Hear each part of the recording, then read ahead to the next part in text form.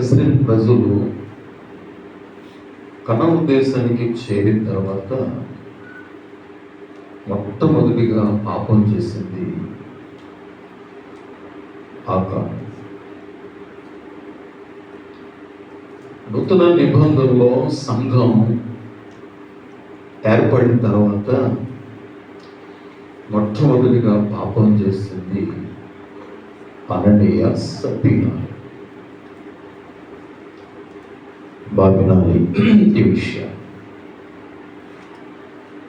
కాబట్టి ఈ చదువుబడిన ఈ లేఖనం ఆకాను జీవితాన్ని గురించి రాయబడి, ఆకాను చేసిన పాపాన్ని గురించి స్పష్టంగా దేవుడి దీంట్లో లెక్కించాడు. మరోసారి మొదటి వచనం చదువుతారు.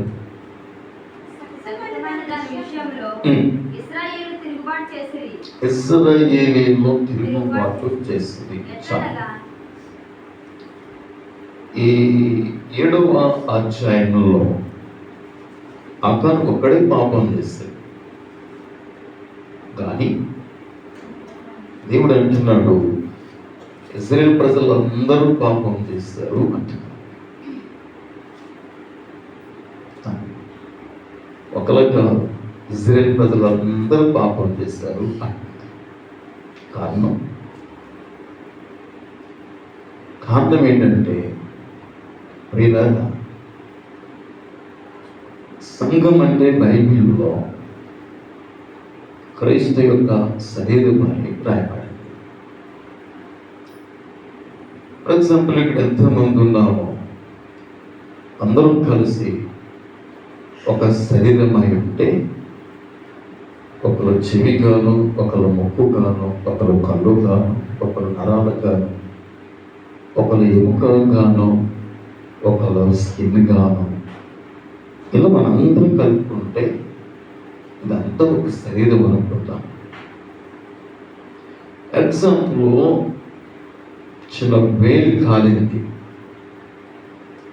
వేలు దగ్గరే ఉంటుంది ఈ బాధ, శరీరం అంతటికి వర్తిస్తుందా ఈ బాధ? చెప్పండి.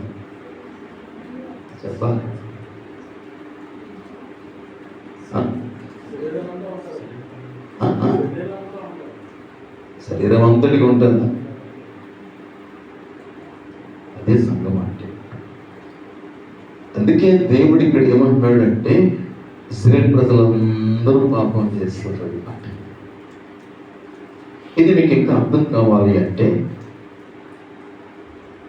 మొదటి కొరింథీ పత్రిక 5వ అధ్యాయం ఒకసారి మనం వెళ్దాం. వాక్యంలో ఎవరు తీసిన త్వరగా సహాయం చెప్పి మీలో ఇది ఎవరికి చెప్తున్నారు అంటే, పౌలు కొరింథీ సంఘాన్ని మాట్లాడుతున్నాడు. కొరింథీ సంఘంతో మాట్లాడుతున్నాడంటే కేవలం ఆ మాటలు కొరింథీ సంఘం మట్టికే కాదు, అది మీరు గుర్తించాలి. మరి ఎవరికి చెప్తున్నారు అంటే, మొదటి అధ్యాయం 2వ వచనాన్ని మీరు చదివితే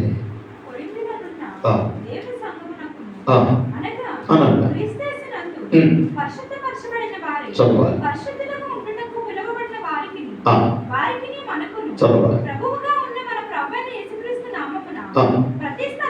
ప్రతి స్థలములో ప్రార్థించే వారికి అందరికీ శుభమని చెప్పినది రాయినది. అంటే మరి నీకు వర్తిస్తుందా లేదా? చెప్పండి. 2000 సంవత్సరాలు అయిపోయింది వాక్యం రాసి. ఇది నీకు వర్తిస్తుందా లేదా? నాకు వర్తిస్తుందా లేదా? ప్రతి స్థలంలో, ఈ ప్రపంచం మొత్తం కూడా ఎక్కడ ఇలాంటి సంఘాలు ఉన్నాయో, బైబిల్ చదువుతున్నారో, ధ్యానం చేస్తున్నారో, ప్రపంచంలో ఉన్న సకల పరిశుద్ధులు కలిపినట్టున్నాయి. అంతేగాని కొరింథీ సంఘం రాస్తాడంటే ఆ కొరింథీ సంఘాన్ని బట్టి అని మనం ఊహించుకోవడానికి మా తలంపులతో బైబిల్ చదవకూడదు. నీ సొంత తలంపులతో బైబిల్లో నువ్వు చదివితే నీకేం అర్థం కాదు.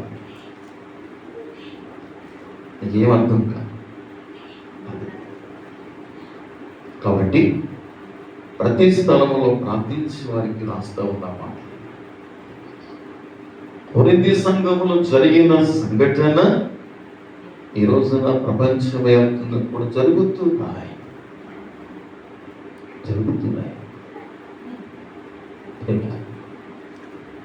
చదవండి. ఏంటో ఆ పాప అక్కడ వివరంగా రాయబడింది. మీలో ఒకడు తన తండ్రి భార్యను ఉంచుకున్నాడట. అట్టి జారత్వం అన్యజనులలోనైనను జరగాలి. ఈ రోజున అన్య జనులలో జరగనేవి క్రైస్తవ సంఘంలో జరగటం ఎంత సిగ్గుకర విషయం కదూ.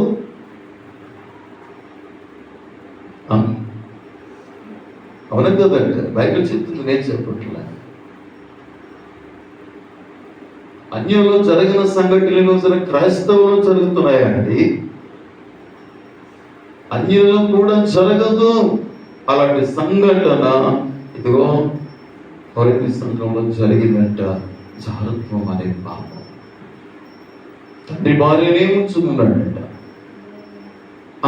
తర్వాత అట్టి జారత్వం తర్వాత ఎట్లుండి అది అసలు విషయం. నువ్వు ప్రత్యేకించబడిన వ్యక్తి అయితే నువ్వు ప్రత్యేకంగానే ఉంటావు. ఇతర పాపములలో నువ్వు జోక్యం చేసుకో, అది గుర్తించాలి. నీకు అర్థమైందా? భార్య భర్తలు కారండి, వాళ్ళు కాదు, విడిపోయి ఉన్నారు, వేరే వేరేగా చేసుకుని వచ్చా.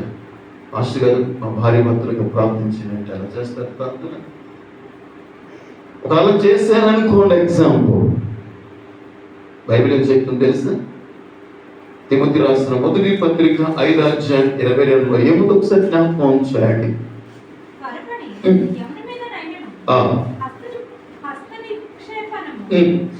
చేయకము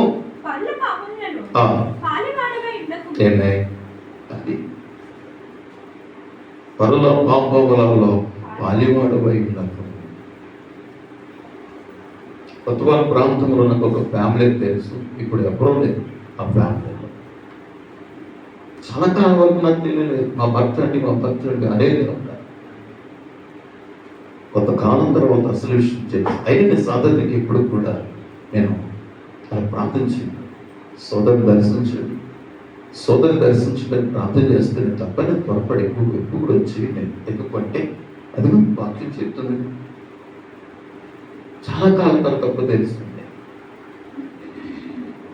ఈయన తన సొంత భార్య బిడ్డలందరినీ విడిచిపెట్టేసి ఈయన వచ్చి ఏమైనా చేసుకునే ఈయనకి పెన్షన్ వస్తుంది.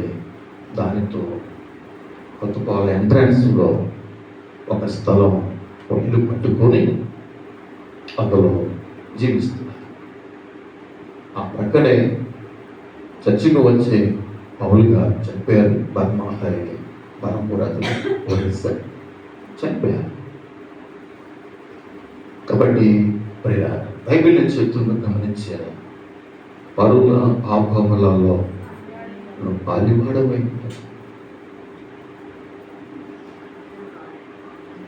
మీరు ఇలాంటి సంగతి జరిగినప్పుడు మీరు ఏం చేస్తున్నారంట? అక్కడ మీరు పొంగుచున్నారే, ఏదో పెద్ద ఘనకార్యం లాగా. అదేదో ఘనకార్యం చేసినట్టుగా ఉప్పొంగుతున్నాడంటాడండి. తండ్రి భార్యను ఉంచుకున్న వ్యక్తి అవమానపడట్లా, సిగ్గుపడట్లా, బాధపడట్లా.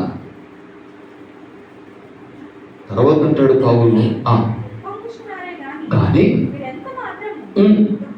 దుఃఖపడి ఎలాంటి కార్యము చేసిన వారిని మీలో నుండి వెలివేసిన వారు కాదు.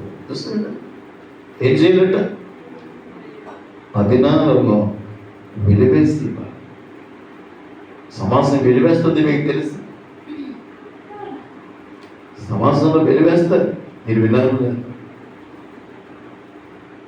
కొత్తపాలెం చర్చిలో అన్నమరం సోదరి ఉండేది.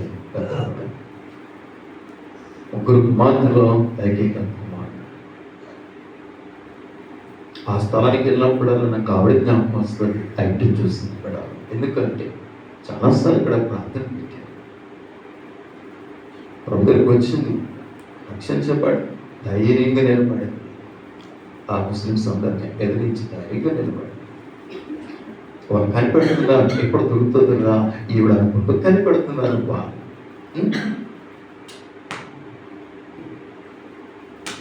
కయ్యను హెబెలు చంపినప్పుడు బాగానే ఉంది, కానీ సింహం పొంచినట్లుగా పాపముని నీ వాకిటిని పొంచి నడితే ఎవరితోనూ కయ్యంతో. అదేవిధంగా వాడు కూడా పొంచిగా ఎప్పుడు దొరుకుతుందిరా వెళ్ళే అంటూ ఉంటాం. ఈ లోపల వాళ్ళ అబ్బాయికి మ్యారేజ్ ఇవ్వాల్సి వచ్చింది, ఇప్పుడు దొరికిందని అనుకున్నారంటే. అబ్బాయి కూడా రక్షించబడితే సమస్య లేదు. ఇప్పుడు అబ్బాయి అన్యుడు, లోకంలో ఉన్న వ్యక్తి దొరికిందిరా అనుకున్నాడు. ఇదిగో నీ కొడుకు మేము పెళ్లి చేయాలంటే యేసుక్రీస్తు దేవుడు కాదు అని చెప్పి నాకు ఉత్తరం రాసి మాకు చూస్తారు. ఎలాంటి పరిస్థితి ఏం చేస్తుంది అని చూస్తే కొడుకు. అందుకే కప్పలు ప్రభు అంటారు, తండ్రి నైనా తల్లి నైనా ద్వేషించమన్నాడు. చదువులు ఒకసారి నాకు లోకాసు వార్త 14వ అధ్యాయంలో 25-26 వచ్చిన మాట బహుజన సమూహం ఆయనతో కూడా అనగా యేసుతో కూడా వెలుచున్నప్పుడు ఆయన వారు తట్టు తిరిగి ఎవడైనాను నా ఎదుకు వచ్చి తన తండ్రిని తల్లిని భార్యను పిల్లలను అన్నదమ్ములను అక్క చెల్లెలను తన ప్రాణము సహా ద్వేషించకపోతే అవే నాకు ఉపయోగపడుతుంది, నాకు పనిచేయడం దేవుడు. గమనించేది మాట అర్థం చేసుకుంటారు.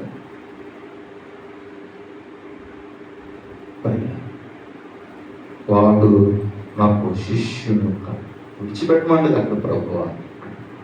ద్వేషించకపోతే అంటే దాని అర్థం ఏంటంటే నువ్వు ఆత్మీయ జీవితంలో ముందుకు వెళ్ళటానికి రక్షణ పొందని నీకు అంతే కాదు. చాలాసార్లు అంటు నువ్వు ఆత్మీయ జీవితంలో ముందుకు పరిగెత్తలేకపోవటానికి పరిమళ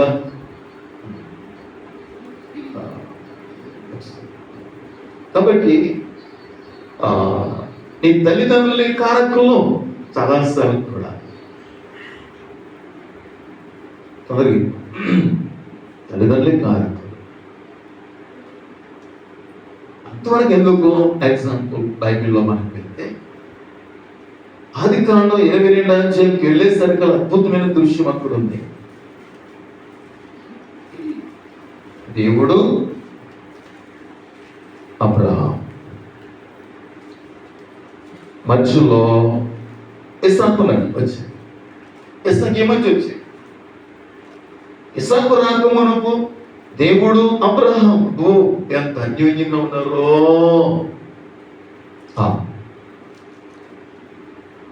ఎంత అన్యోన్యంగా ఉన్నారో దేవుడు అబ్రహాం కలిసి కుటుంబాన్ని కూడా దూరంగా పెట్టాడు, దేవుడితో సహవాసం చేయడం. కానీ ఇప్పుడు ఎవరు వచ్చారు? ఇస్సాకు వచ్చాడు.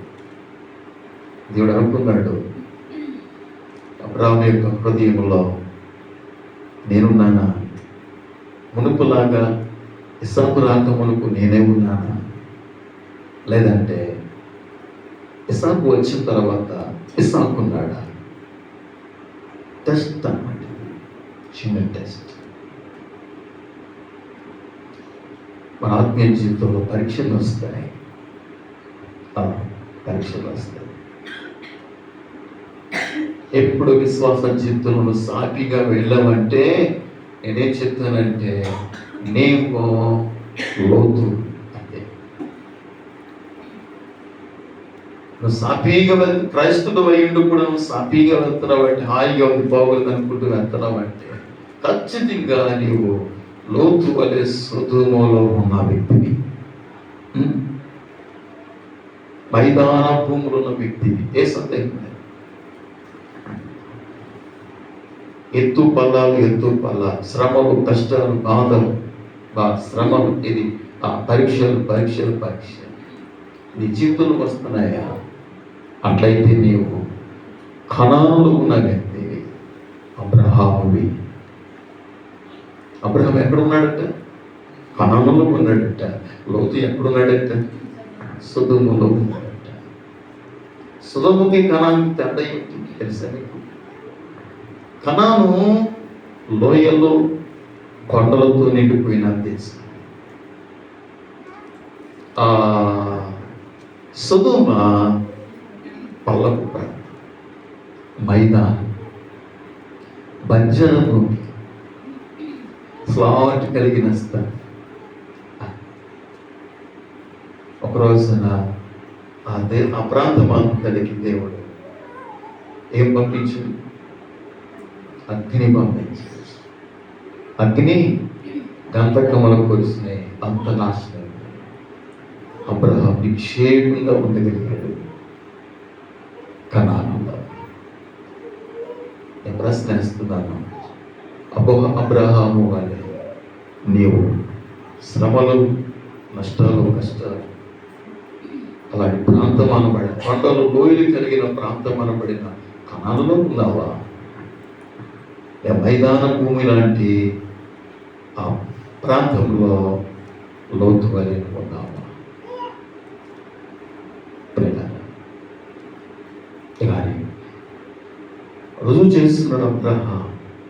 నీ కుమారుని ఏర్పడిచి అన్నప్పుడు పెద్దరకాడ లేచాడు, పనివారం ఉండమన్నాడు, పిల్లవాడిని తీసుకువెళ్ళాడు, బలిపీఠను పెట్టి చంపడానికి కత్తి ఎత్తాడు. ఇది ఆల్రెడీగా ఇంక చంపేస్తాడు క్షణంలో. దేవుడే ఆపడు. రుసుము అయిపోయింది దేవునికి. ఏమని రుసుము అయిపోయింది? 22:12 ఒకసారి జ్ఞాపం చేస్తే చదవాలి. నీకు ఒక్కడై ఉన్న నీ కుమారుని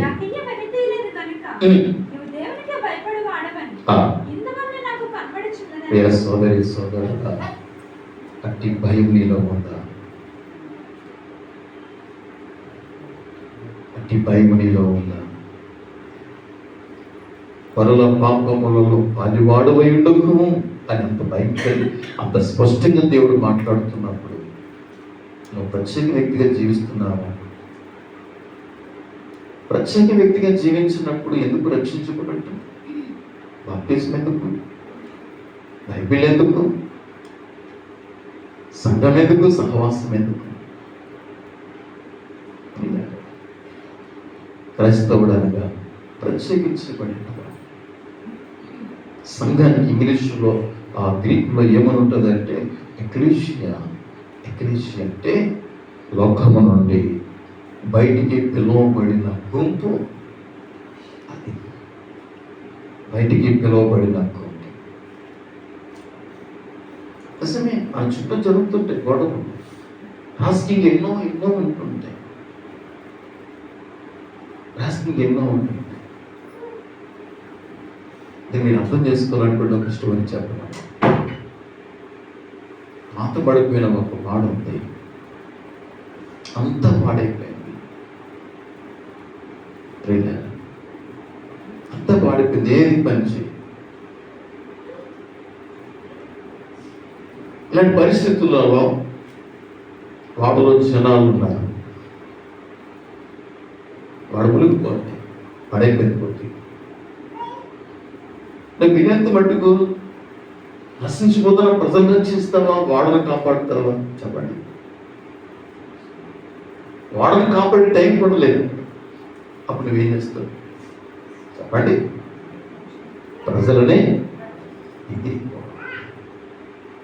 ఇది నీ కూలై ఉంటాయి, ఇది నా కూలై ఉంటాయి.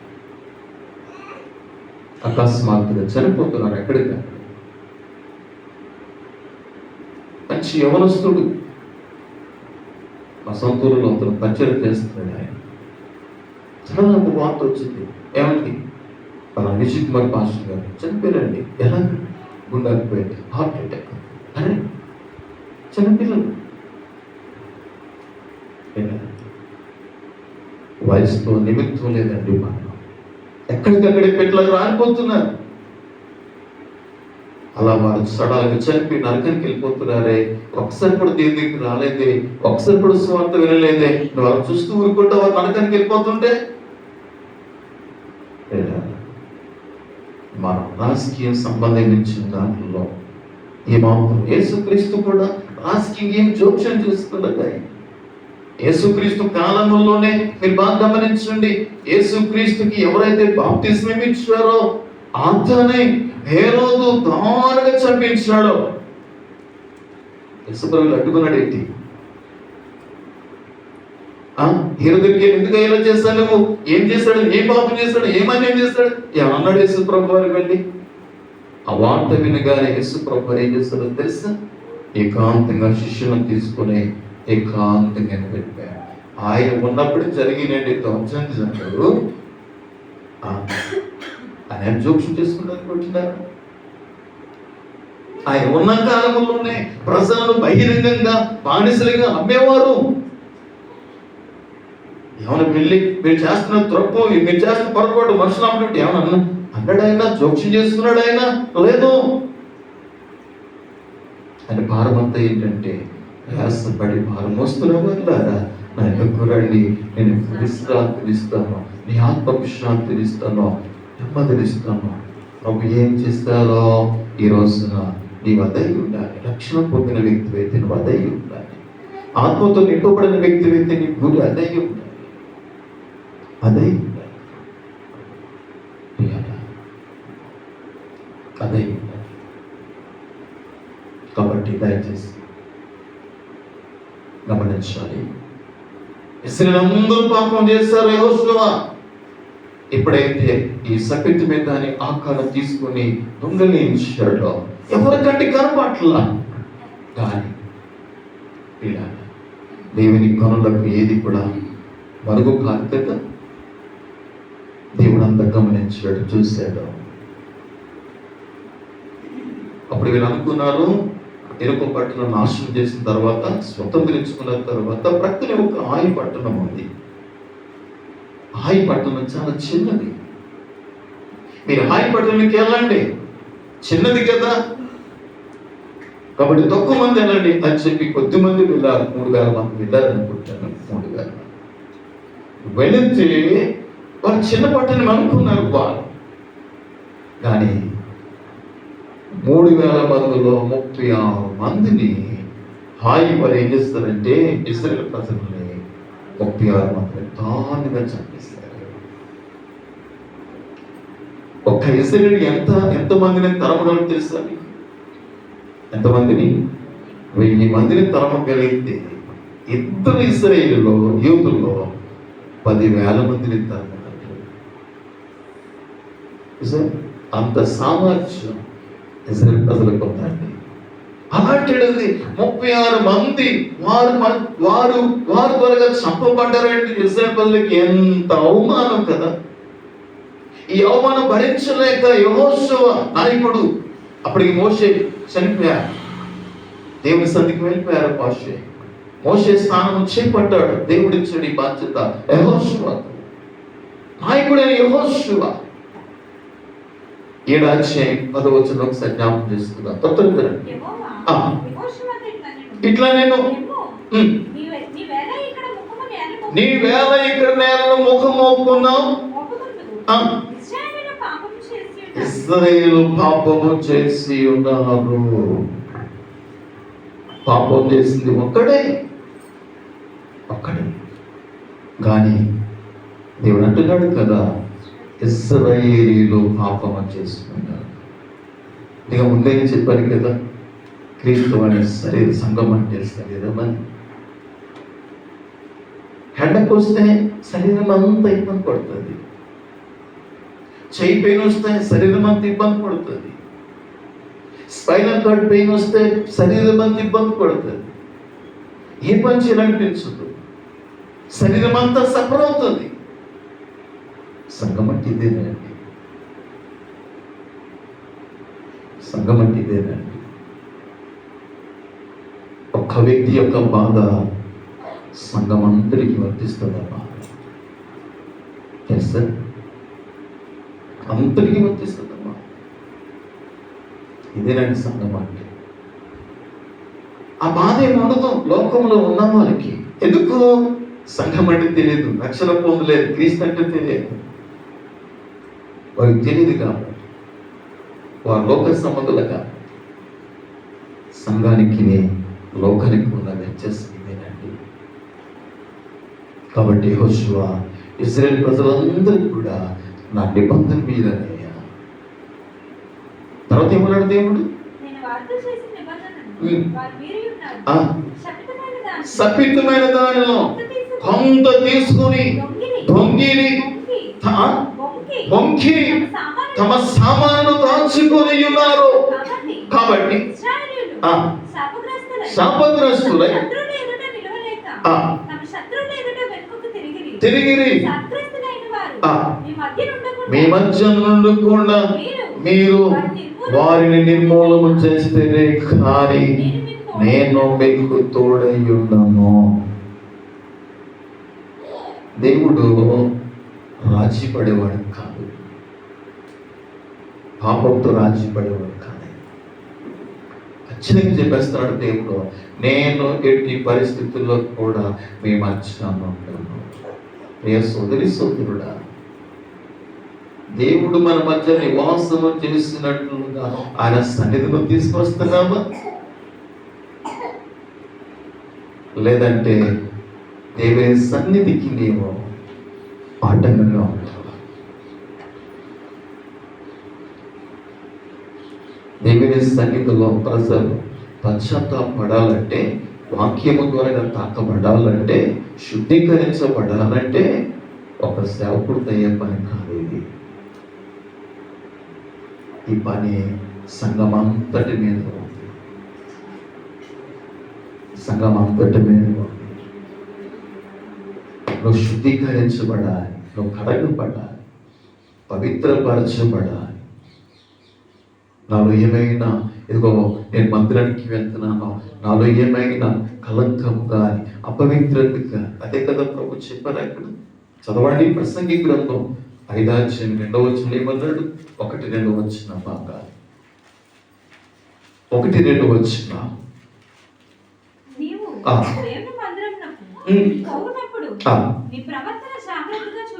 నిజమేనా? ఎక్కడికి వస్తున్నావు? ఎక్కడికి వస్తున్నా?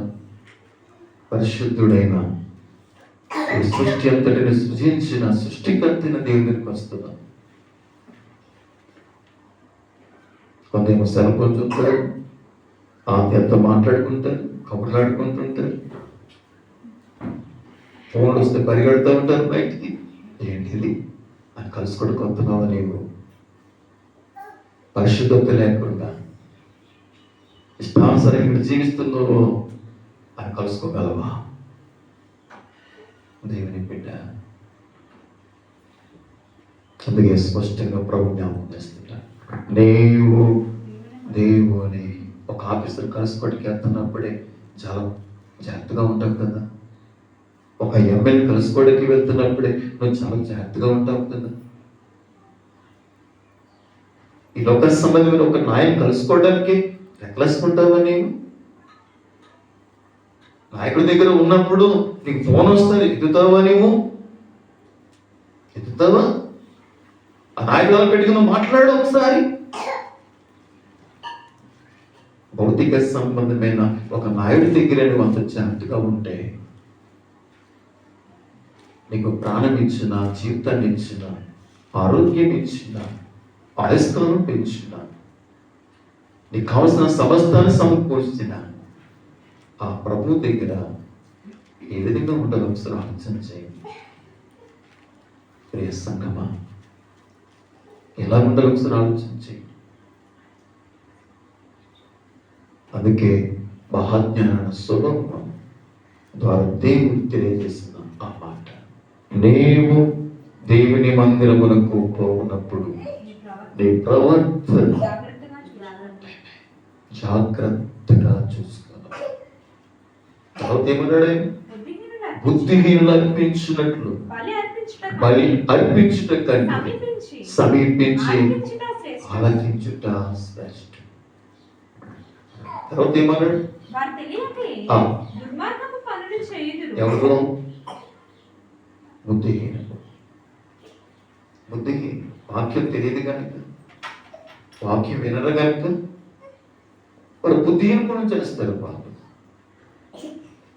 వాక్యం ఎలాగవుతుంది? వారికి నీకు తేడా లేదు. వారు తెలియకే దుర్మార్గ పనులు చేస్తారు. వారు వాక్యం తెలిసిన నీవు నిర్లక్ష్యం ఎలా ఉంటుంది? ఒకవేళ అలా చేస్తే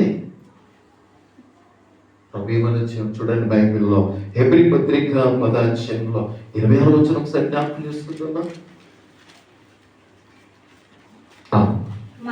మనము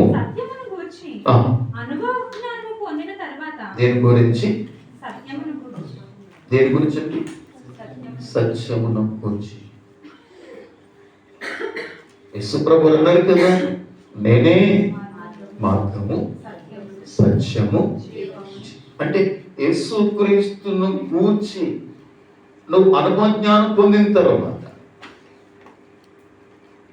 మనము బుద్ధిపూర్వకంగా పాపము చేసినేడల్లా పాపములకు మళ్ళీ ఇంకా ఉండదు, కానీ న్యాయవైపు తీర్పునకు గమనించాలి. ముందే దేవుడు హెచ్చరించాడండి, ఇదిగో ఎరుకో పట్టణానికి వెళ్తున్నారు మీరు, ఎరుకో పట్టణాన్ని మీకు అప్పగిస్తారు. ఎరుకో పట్టణం శాపగ్రస్తమైనది. ఎరుకో పట్టణంలో ఉన్నది ఏది కూడా మీరు ముట్టడానికి లేదు, అంత శక్తిమైంది. బంగారం వెండి ఏదైనా ఒకవేళ కాల్చబడిన తర్వాత అది దేవుని తన కార్యములో చేర్చాలి. అంతేగాని మీరేది కూడా ముట్టకూడదని ముందే దేవుడు హెచ్చరించాడు. ఎవరికి? ఇశ్రాయేలుకి హెచ్చరించాడు. హెచ్చరించి కూడా ఇదిగో ఖాతరు చేయకుండా, పట్టించుకోకుండా ఆ మాటలు పెడచని పెట్టి చూద్దాంలే, తీర్పంట ఎప్పుడో చూద్దాంలే అనుకున్నట్టుగా సత్యాన్ని విని కూడా ఏం చేస్తాడు? ఆకాను ఏం చేస్తాడు? సత్యం తెలిసి కూడా తను నిర్లక్ష్యంతో ఒక బంగారు కమ్మి సీనాయిపై వస్త్రాన్ని తీసుకుని తన డేరాలకు తీసుకుపెట్టాడు. చివరికి ఎటువంటి తీర్పు కూరాడు తెలుసా మీకు? ఆకాను భార్య, ఆకాను కలిగిన గొర్రెలు కానీ, పశువులకు కానీ, ఆకానుకున్న బిడ్డలకు కానీ, కుమారులు కుమార్తెలకు కానీ ఎంతమంది ఉన్నారో అంతమందిని ఇశ్రాయేలు ప్రజలందరూ కూడా ఆ కోరులో తీసుకువెళ్ళారు. అన్నిటిని ఆ లోయలో పడేస్తారు. వాళ్ళు కూడా లోయలో ఉన్నారు. ఇశ్రాయేలు ప్రజలందరూ కూడా చుట్టూ ఉన్నారు, ఆ లోయ చుట్టూ ఉన్నారు. బయట పైన ఒక్కొక్కరు కూడా రాయిలు తీసుకుని రాయిలు విసురుతూ ఉన్నారు. ఆకాను మీదకి, ఆకాను యొక్క భార్య మీదకి, ఆకాను బిడ్డల మీదకి. ఇదేనండి సత్యాన్ని కూర్చిన అనుభవాన్ని తెలిసిన తర్వాత కూడా బుద్ధిపూర్వకంగా పాపం చేస్తే ఇదండి శిక్ష. ఏమంటారు మీరు? దేవుడు అంత స్పష్టంగా రాయించాడంటే ఎందుకు రాయించాడు? శ్రద్ధగా రాయించాడు. ఈ అంచె దినాలలో మనకి బుద్ధి కలగటానికి, ఆయన నామాన్ని కలిగిన మనం జాగ్రత్తగా జీవించడానికి, జాగ్రత్తగా ప్రవర్తించడానికి. ప్రియ సంగమా, బుద్ధిపూర్వకంగా పాపం చేస్తే పాపానికి బలి ఉండదు, కానీ న్యాయపు తీర్పునకు భయముతో ఎదురు చూచుటై ఆ తీక్షణమైన అగ్ని ఇక ఉండదు. ఇదండి మొట్టమొదటిగా పాపం చేసిన వ్యక్తి దురాశపరుడు, ఉన్నదాంతో తృప్తి చెందినవాడు. అది దాచుకుంటే, అది జాగ్రత్తగా దొంగిలించి దాచుకుంటే నేను గొప్ప వ్యక్తిని అయిపోతాను అనుకున్నాడు. బహుశా ఏ కారణం పడి దాచుకున్నాడో మాకు తెలియదు, కానీ అలా దాచుకోవడానికి ఏకీభవించింది ఎవరంటే, ప్రోత్సహించింది ఎవరంటే, నేను అంటున్నాను కేవలం సాతానుడే. దేవుని స్తోత్రం. ఎవరండి? సాతానుడే. తిరిగి లేదు.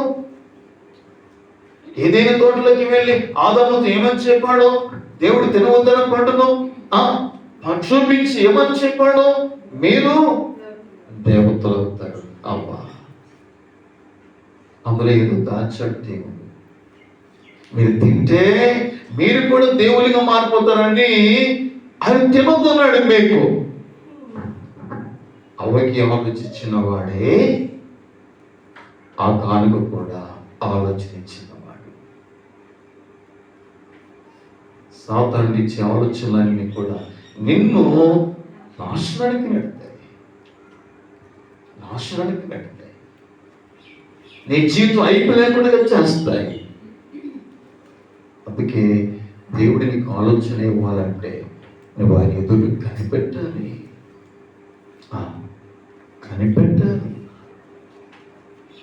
యెహోవా కొరకు నేను సహనముతో కనిపెట్టుకుంటేనే కీర్తనకారుడు అన్నాడు కదా. కనిపెట్టాలి.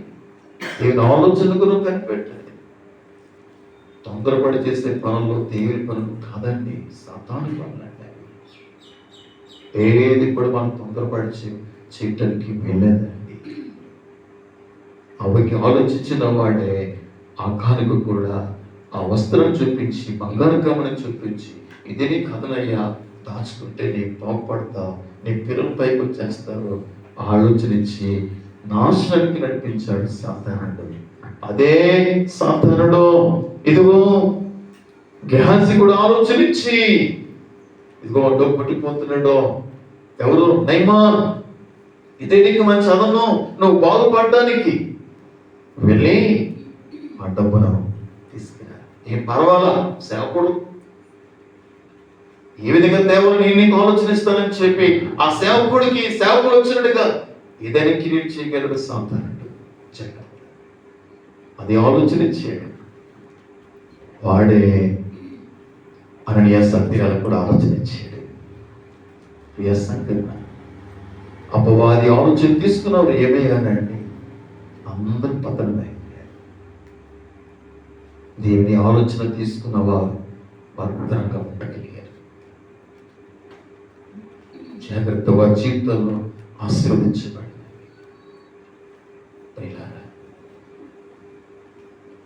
వివాహం కాలేదు. మరి ఏసేపులకు దేవతతో వెళ్ళి, దేవప్రాప్తురాలా నీకు శుభం, ఎటు శుభం ఆలోచిస్తావు. ఏమి లేదు, నువ్వు గర్భవతి కుమార్తె అనబోతున్నావు. ఇది ఎట్లా సాధ్యం? నేను పురుషుడు ఎరగని దానినే. లేదు, సర్వోన్నతుని యొక్క శక్తి నిన్ను కమ్ముకుంటుంది.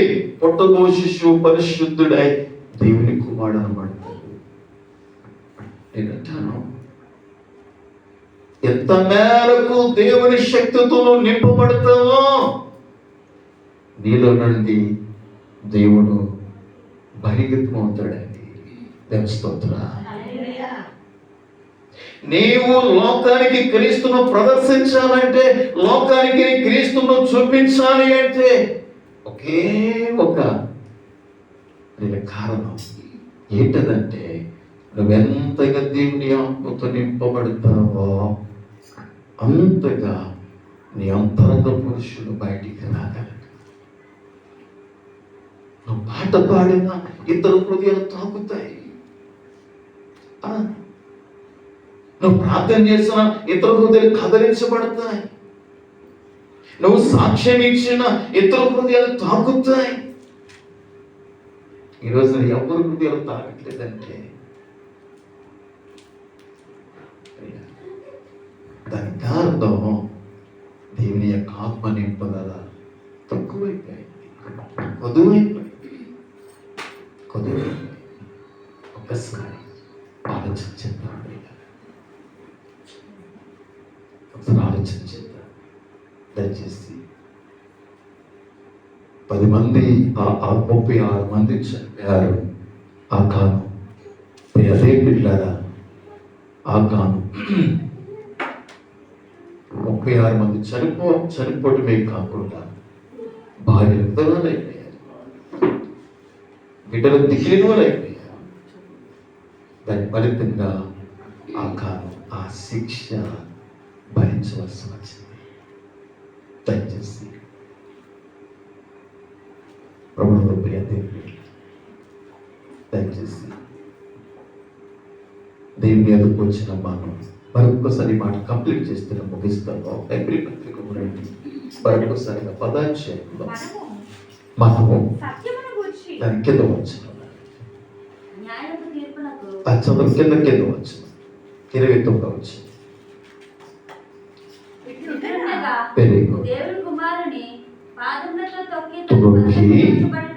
దేవుని కుమారుని పాదములతో త్రొక్కి తాను పరిశుద్ధపరచబడుటకు సాధనమైన నిబంధన రక్తమును అపవిత్రమైనదిగా ఎంచి కృపకు మూలముకు ఆత్మను తిరస్కరించిన వారు ఎంత ఎక్కువైన దండనకు పాత్రుడగునని మీకు తోచాను.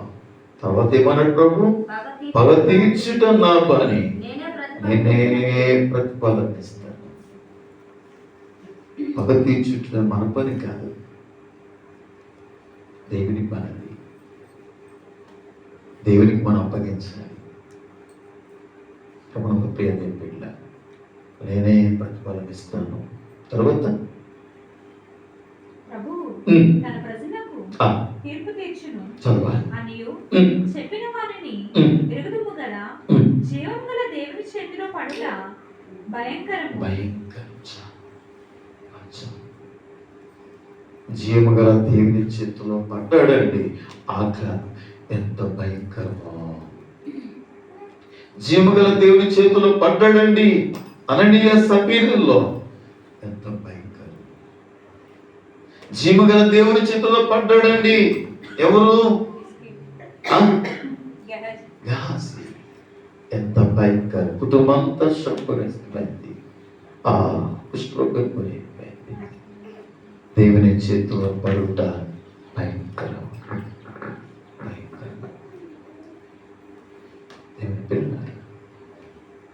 దేవుని పెట్టినాడు. కాబట్టి దయచేసి దేవుని ఎదుట మనం పంచుతాపడాలి. దేవుడు ఛాన్స్ ఇచ్చాడు తెలుసా? ఆ కార్యం ఆ రాత్రంతా అవకాశం ఇచ్చాడు. ఎవరు సఖ్యత మీద పంపించారట, దాచుకున్నారట. దేవుడు చెప్తున్నాడు. ఆ వ్యక్తి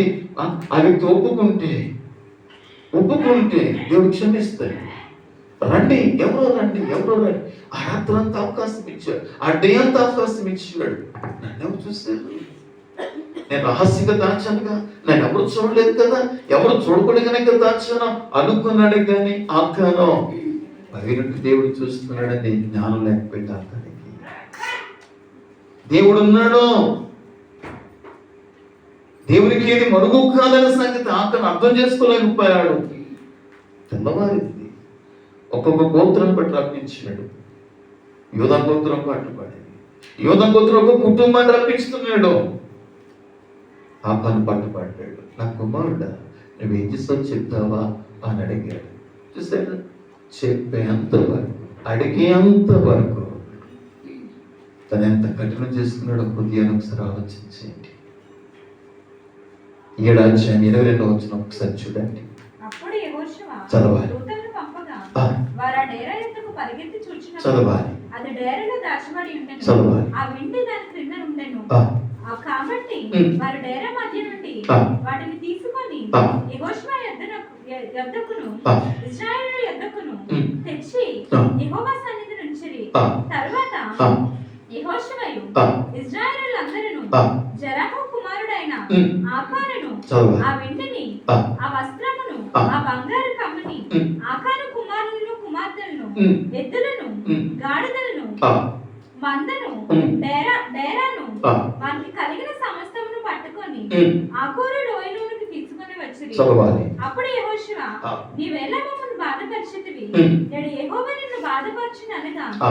ఇశ్రాయేలీయులందరూ ఆ. వారిని రాళ్లతో చావగొట్టిరి. రాళ్లతో చావగొట్టేది. తర్వాత వారిని రాళ్లతో కొట్టిన తర్వాత అగ్ని చేత కాల్చి వారి మీద రాళ్లను పెద్ద కుప్పగా వేసిరి. తర్వాత అది నేటి వరకు ఉన్నది. ఆ. అప్పుడు యెహోవా కోపోద్రేకము విడిచిన వాడై మల్లుకొనెను. యెహోవా కోపోద్రేకము విడిచిన వాడై మల్లుకొనెను.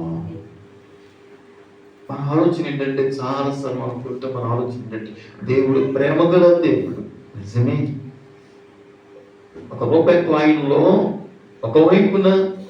ఒకవైపున ఉంటే చదవదు, రెండు వైపులు కూడా ఉంటుంది.